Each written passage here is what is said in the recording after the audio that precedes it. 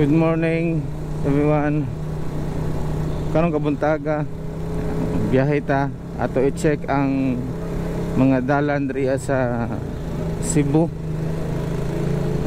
Atong i-check ang highway kung tinuog dito sa Mambaling nga tunnel, kung tinuod ba nga na nahugno kay gabi na ay mga dagang storya sa post sa Facebook nga nag-ingon nga naguba daw ang tunnel diya sa Mambaling, sa bridge, old bridge daw, na mga uban niya mga building or mga fast food dito sa north nga part. Pero diri ra ta sa Cebu City mo kuan karon mo biyahe. Ato lang i-check kung unsa ka tinuod. Kay gabi manggod adunay linog nga 6.9 or 6.7 dito sa pinaka kusog dito sa Bugo, sa northern part sa Cebu na siya ang Bugo. So dito daw ang pinakakusog nga linog.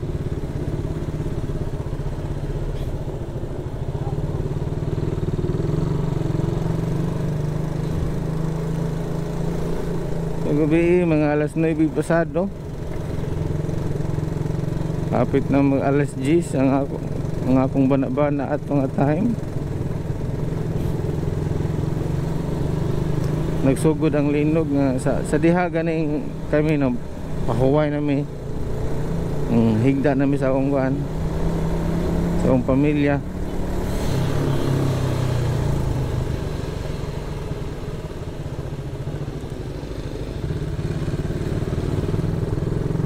Hindi na mahuway may bagay.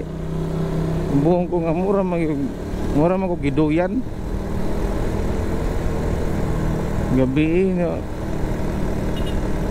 Anak ko nga mura linog naman yeah, mostly ang linog diriya sa dapit sa diriya sa part sa Talisay City, or kay dili kayo anak ka kusog.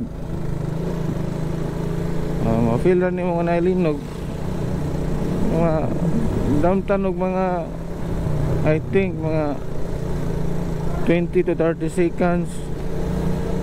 Sige siya kuhan padayon sa linog niya, kusog na siya, mura na siya mo bungkal ba, murag ibton ang kuhan, murag na ini guna gani sa palibot nga ang balay, mura siya bungkalon. Mo ginawang na kuan nadungog na bati nga mura siya ibton ang kuan ba, ang building ba or ang balay nga among gipuy-an gabi.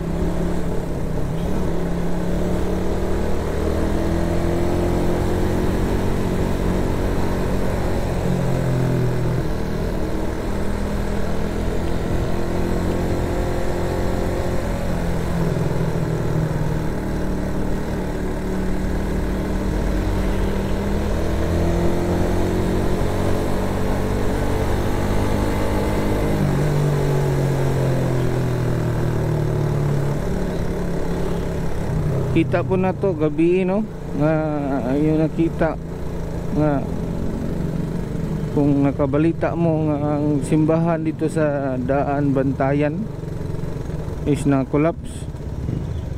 So mga pungil lang mga tawagan na murag tumoy ba, tumoy sa simbahan. Kita nyo di mo dito ba nga na naka-akto og video nga mga tao nga sa pagguho sa simbahan. Katong simbahan na karaan na kayo ba nya, wala siya wala siya ma-renovate aron mas mabalig-on gani siya. Usa to sa mga hinungdan nga dali kayo nga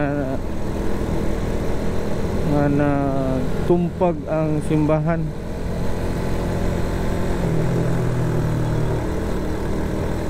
Ang gidugayon diriya sa Talisay City ang linog, or diriya sa Cebu City, diri sa among Panimalay, kay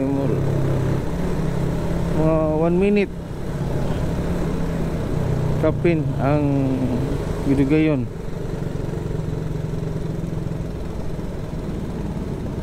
Patubay usat ta kay 2 bars na lang ta.